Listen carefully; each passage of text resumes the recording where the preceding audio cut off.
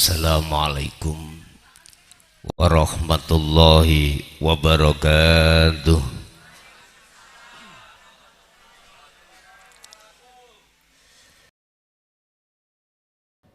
Ila hadratin Nabil Mustafa Rasulullah sallallahu alaihi wasallam wa ala alihi wa azwajihi wa dzurriyyatihi wa qarabatihi wa ali baiti wa ashabil kiram wa ila jami'il anbiya wal mursalin wal awliya was syuhada was sholihin wa tabi'ina ila yaumiddin, khususan jami'i masayikhi ila muntahum wa ila abaina wa ummatina wa azdatina wa masyaikhina wa aulatina wa azwazina wa dzurriyyatina wa ahli baitina, khususan jami'i arwah fi hadil majlis wa ghairahum lahumul fatihah.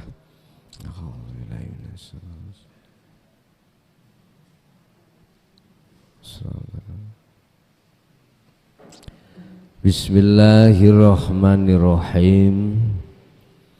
Bismillahi tawakkaltu ala Allah, la haula wa la quwwata illa billahil aliyyil azim.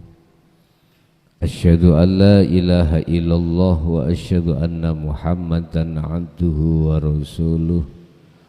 Allahumma salli wa sallim wa barik alaihi wa ala alihi wa ashabihi ajma'in, amma ba'd. Hadratul kiram dumateng para alim, para ulama, sesepuh bini sepuh, tokoh masyarakat, tokoh agama, khususake Kecamatan Trowulan, Desa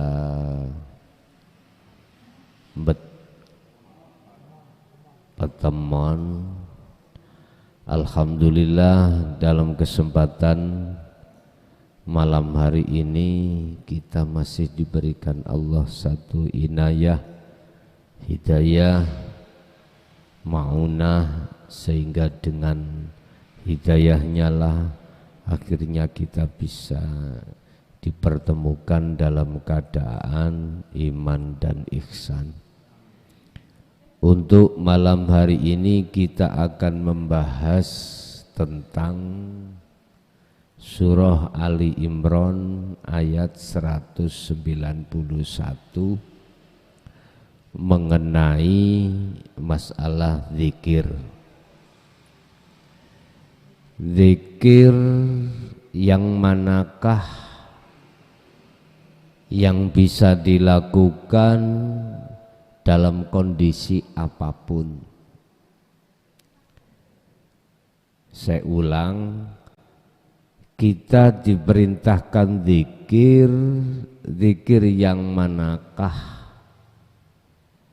yang bisa dilakukan walaupun kondisi kita dalam keadaan hadas, baik hadas kecil maupun hadas besar. Bahkan seorang wanita dalam keadaan haid pun lah ini boleh, tapi zikir yang mana? Bapak Ibu hadirin jamaah rahimakumullah, sebelum kita masuk dalam pembahasan, kita harus paham terlebih dahulu tentang zikir. Az-zikru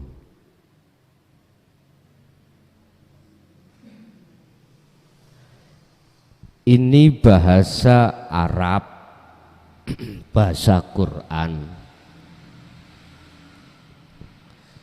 Kalau kita alihkan bahasa Jawa iling,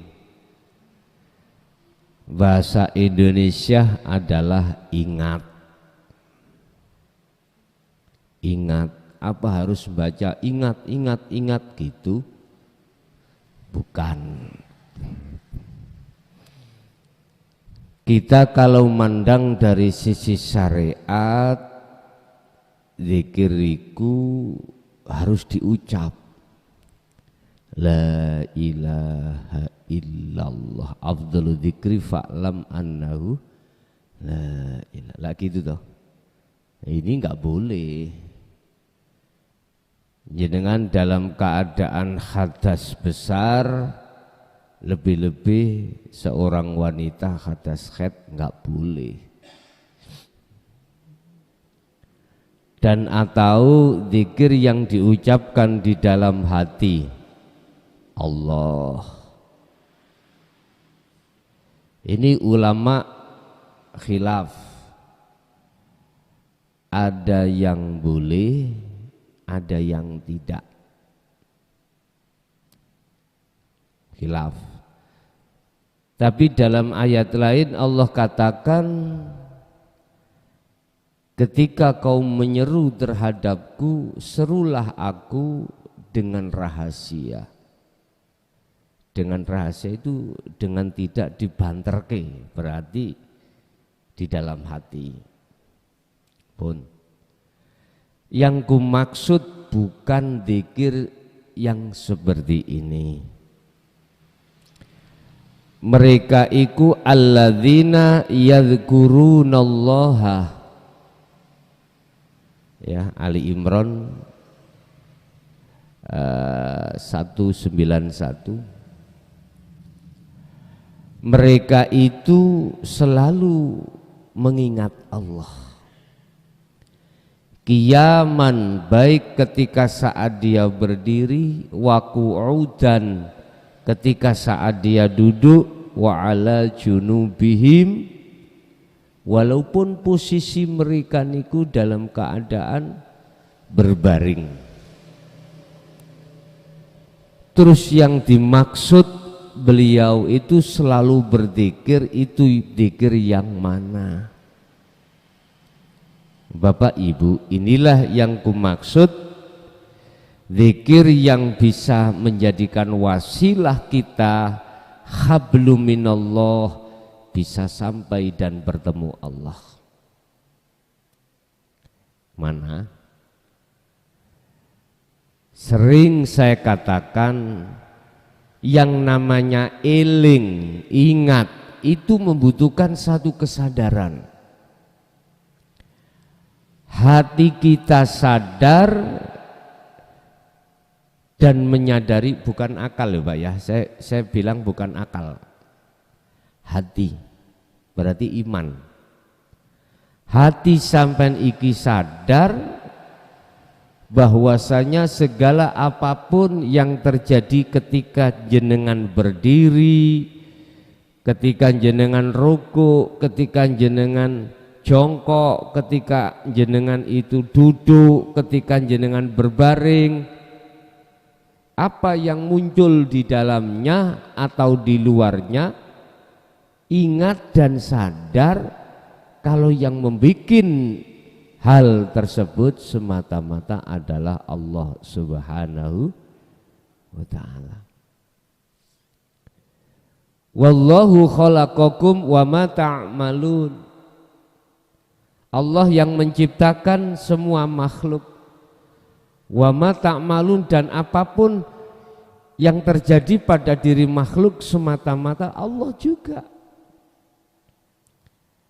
Jadi si makhluk ini tidak punya daya upaya apapun untuk bergerak, melihat, mendengar apapun, dan tidak punya kekuatan apapun. Jenengan kali kulo iki makhluk, statusnya itu. Bisanya bergerak, bisanya muncul apa yang ada pada diri kita atau di luar diri kita, illa billah. Ini toh maksudnya hadis la haula wala quwata illa billah. Mengapa demikian? Mereka selalu menjalankan tentang masalah zikir tersebut, tidak mengenal kondisi bagaimanapun. Mengapa demikian? Jawabannya cuma satu, liqa'illah. Krono di dalam hati beliau-beliau alladzina yadhkurunallaha ini membawa beban rindu pingin bertemu Allah. Sekarang tinggal pertanyaannya, dalam hati kita ada rasa ingin berjumpa pada Allah atau enggak? Kalau enggak mungkin ada rasa rindu, enggak mungkin. Laksana kami itu tidak ingin berjumpa pada si A, enggak mungkin di dalam hatiku ada rasa rindu, enggak mungkin. Untuk bertemu tidak mungkin. Makanya mengapa ketika saat kita hanya mengenal zikir jahri, kita enggak ada rasa ingin bertemu Allah. Dalam kondisi apapun enggak ada dalam hati keinginan ingin bertemu Allah. Tidak ada. Paling mentoklah ngibadah yang katanya kita nyembah Allah, sholat, enggak ada di dalam hati kita ingin berjumpa pada Allah, karena tidak ada rasa rindu, enggak ada. Makanya Allah mentakdirkan, Allah menguasai terhadap nafsu untuk mengalihkan hati kita ingat pada selain Allah. Memang seperti itu Pak Bu. Lah, ketika saat jenengan kali kula ini sudah mau menerima ajaran Rasul yang nomor 2, yaitu dinut tauhid, otomatis tertanamlah benih-benih kerinduan untuk berjumpa pada Allah. Secara otomatis Allah akan meletakkan sifat kerinduan di dalam hati sampean untuk bertemu Allah. Ingat, hanya orang yang hatinya ada satu keinginan berjumpa pada Allah lah yang pasti akan ditemui Allah. Al-Ankabut ayat 5.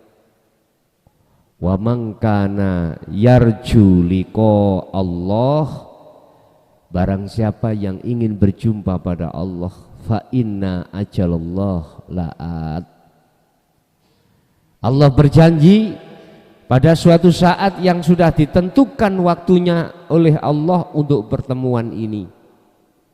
Berarti kita bertemu itu atas kehendak dan yang dijanjikan oleh Allah.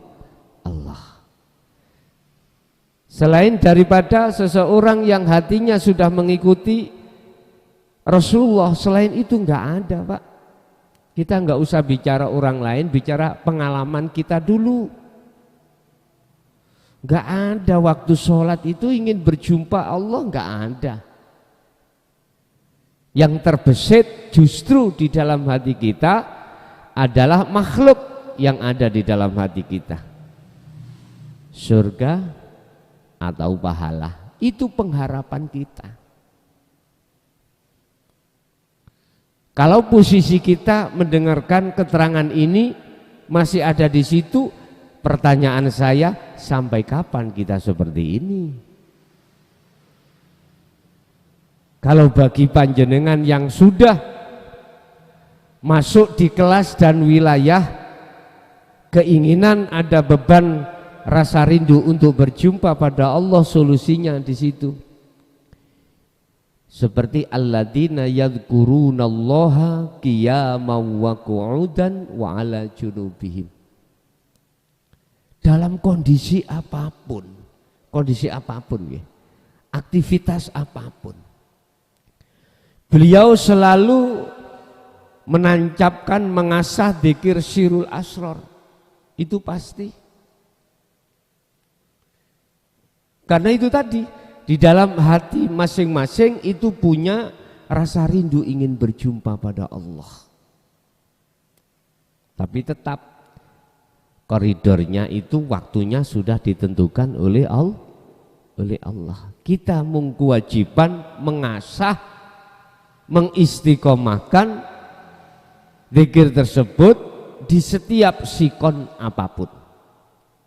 Itu pun ukurannya sesuai dengan kemampuan yang ada dalam diri kita masing-masing.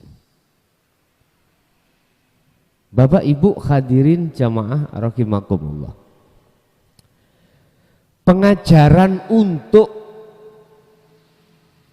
menjadikan ruhaniyah itu sadar diri bahwasanya semua apapun yang timbul dari diri kita maupun di luar diri kita orang lain, ini terkesan memang sejak dulu ditutup-tutupi. Akhirnya kita karakter ruhaniyah kita sebagai umat manusia, khususnya umat Islam, itu penghadapannya, karakternya, iman kita terhadap selain Allah. Itu pasti, Pak. Cuman berhubung ilmunya tidak dibuka, maka kita nggak paham. Sehingga apa yang kita lakukan, perbuatan secara fisik, itu tidak masuk di dalam husnul a'mal. Tidak, sebaliknya. Kan sudah dikatakan husnul a'mali nataiju husnil ahwal mingkol bin zahidin. Mingkol bin zahidin dijawab di dalam Al-Quran surat Al-Ma'idah ayat 29, innama yataqabbalullahu minal muttaqin.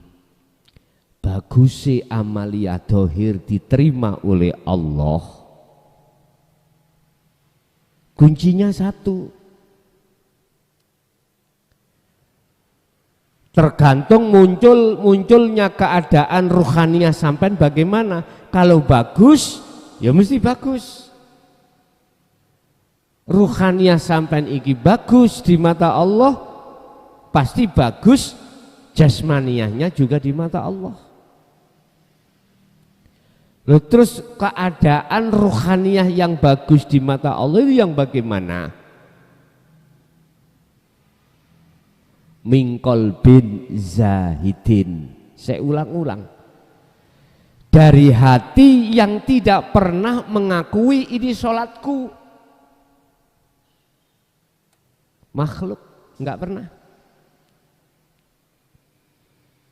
Bisanya keluar aktivitas sholat bukan dariku tapi dari Allah. Dari Allah. Makanya orang makrifat itu haram. Kalau dia melakukan sholat itu haram. Bingung ya men? Enggak boleh. Orang yang hatinya sudah sampai di makrifat itu haram melakukan sholat. Bingung toh? Bingung, maksudnya ya nopo. Ini loh, apa yang terjadi pada diri seorang makrifat waktu sholat itu gak oleh ngaku-ngaku dirinya yang sholat. Ngoten loh. Nek sholat 5 waktu tetap melakukan, cuman kondisi ruhaniyahnya dia tidak berani, tidak boleh mengaku-ngaku kalau dirinya yang sholat. Itu loh maksudnya. Makanya ini ngaji ojo ngantuk, salah paham kok. Wis makrifat enak, wis gak sholat. Ada dasarnya? Ada. Lihat di dalam surah Al-Baqarah 238, hafidu, jagalah. Loh ini berarti hafidu itu fi'il amar, kata perintah. Alas sholawah ay al-maktubah, maksudnya adalah 5 waktu yang dilakukan oleh jasmani, ya dah. Tetapi wassolatil wusta, lah ini tanda-tanda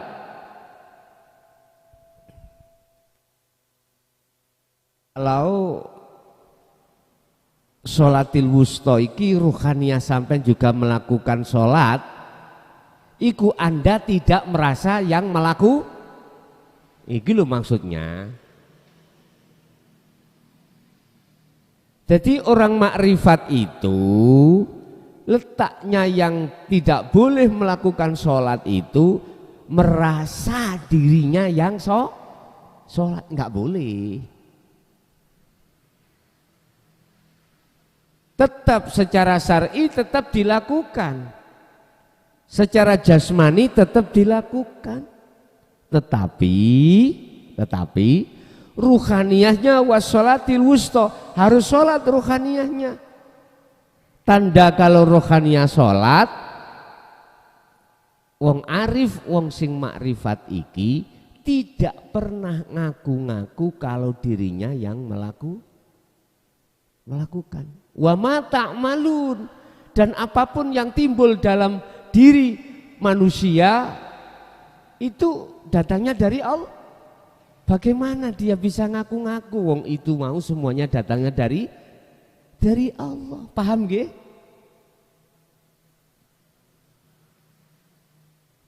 Si nek dereng paham ya duren cangkokan, leren rokokan, ngoten lho. Nyantai mawon, ngaji iki nyantai mawon. Gak usah sepaneng-sepaneng. Wis. Pun kula olai melih. Oke. Lewat ayat Allahu khalaqakum. Kita kan makhluk, Pak ya. Sing nyiptakno jenenge Khalik yaiku Gusti Allah. Oke. Berarti kita kan asalnya tidak ada. Kalau tidak ada berarti kita tidak punya daya upaya apapun. Nggak boleh punya hak untuk bisa ngene, bisa gitu. Bisa sholat, bisa zakat, bisa puasa, bisa haji dan apapun. Asalnya kan tidak ada. Lagi itu. Wa ma ta'malun, dan apapun yang timbul di dalam si A, si B, si C, apapun, ngertilah kau bahwasanya itu juga dari Allah. Hadisnya ya jelas, la haula wala quwata illa billah. Tinggal kita ngetrapne iku bagaimana, tinggal kita memfungsikan ayat dan hadis itu bagaimana. Lah inilah dibutuhkan namanya zikir. Eling sadar kalau kita makhluk itu statusnya koyok patung. Seperti di pundi nggih Trawulan pundi. Wates sumpah nih lho Pak, wonten tiang turu. Nggih ya, wong wedok turu niku lho. Sembojong gawat di nggih ya. Bejijongan niku. Kula nggih pernah mriko nate ningali iso ndelojor sakmono gedene, mbau besar sekali. Ya meneng ae gak iso obahi.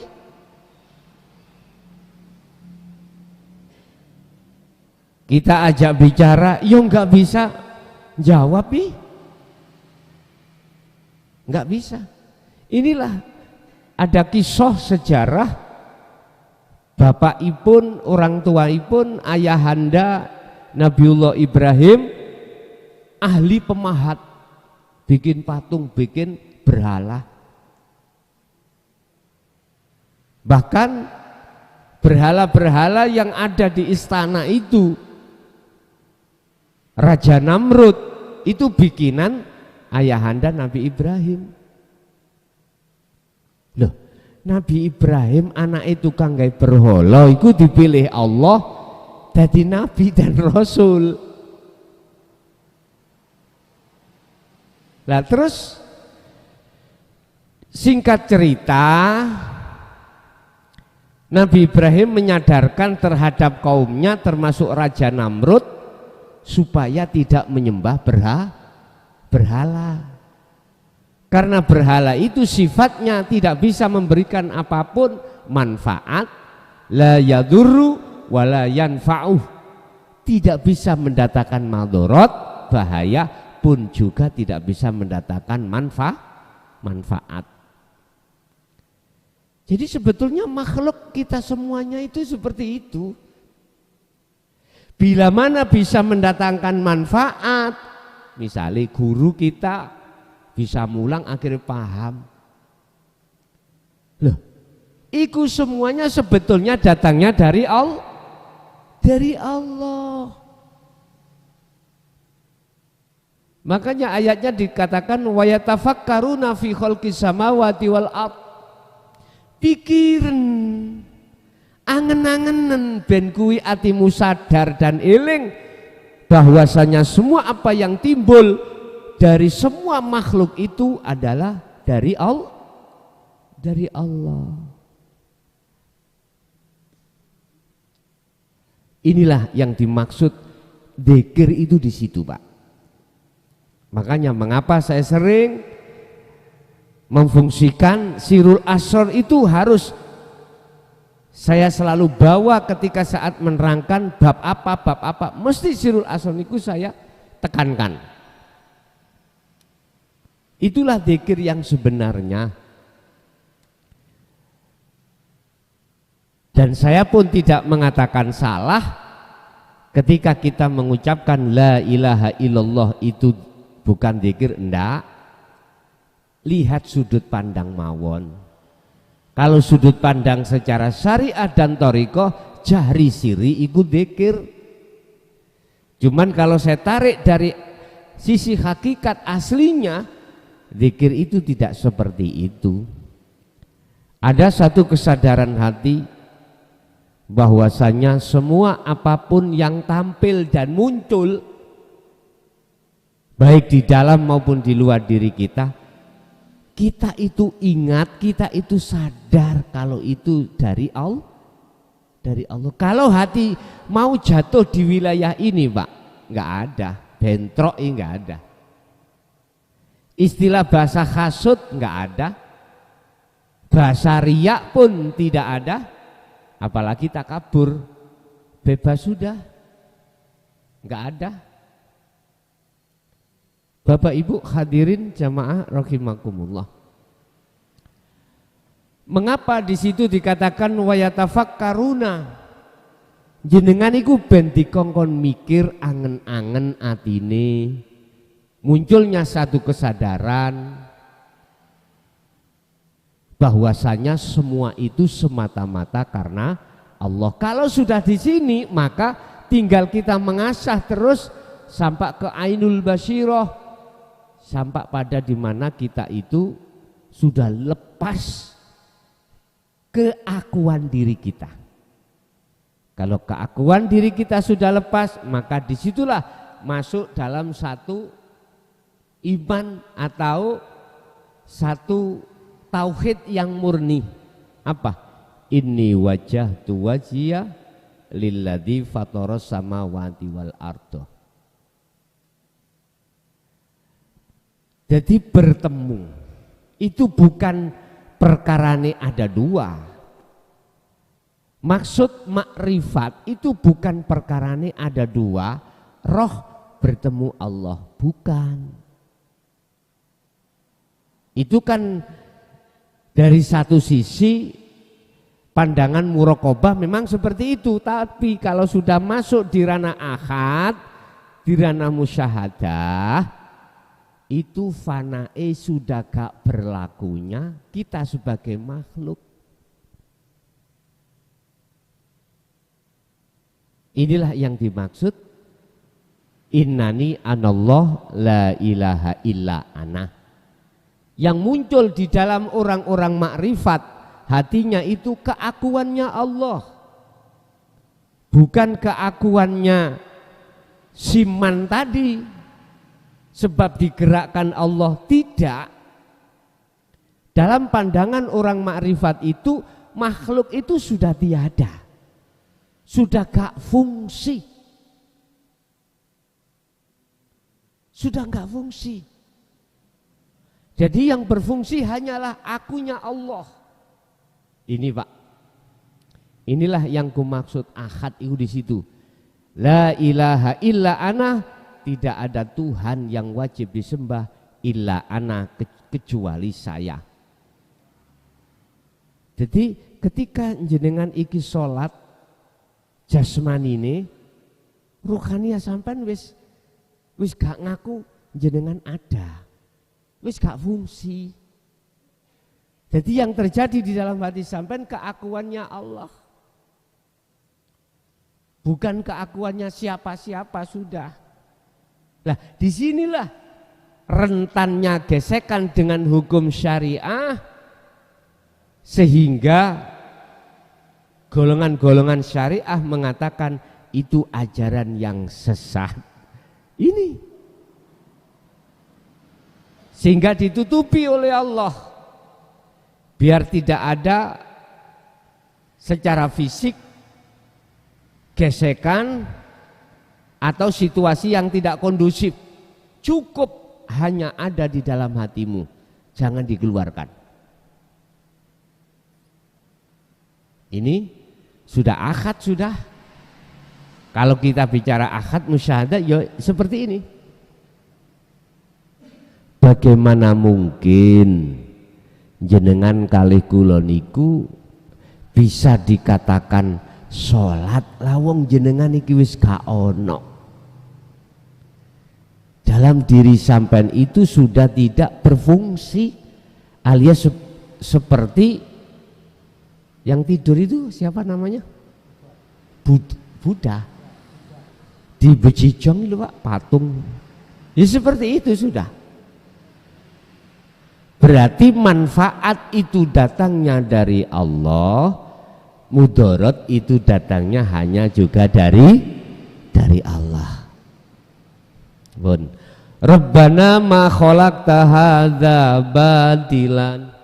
Duh Gusti, jenengan nyiptakake perkara apa iku kabeh iku manfaat. Gak ada yang tidak manfaat. Artinya apa, Pak? Itu bisa panjenengan jadikan sebagai tafakur untuk bertemu Allah. Subhanaka fakina adzabannar, maha suci Allah, jagalah kami dari siksa api neraka. Artinya apa, Pak? Ketika jenengan bertafakur niku, nafsu niku ngalang-alangi, Pak. Nafsu tidak akan ridho terhadap anak putu Adam jikalau kembali kepada Allah. Imannya pada Allah nggak akan ridho. Bagaimana caranya Adam dan anak putu Adam tersesat di jalan nafsu? Itu nafsu. Lah jalannya nafsu yang bagaimana?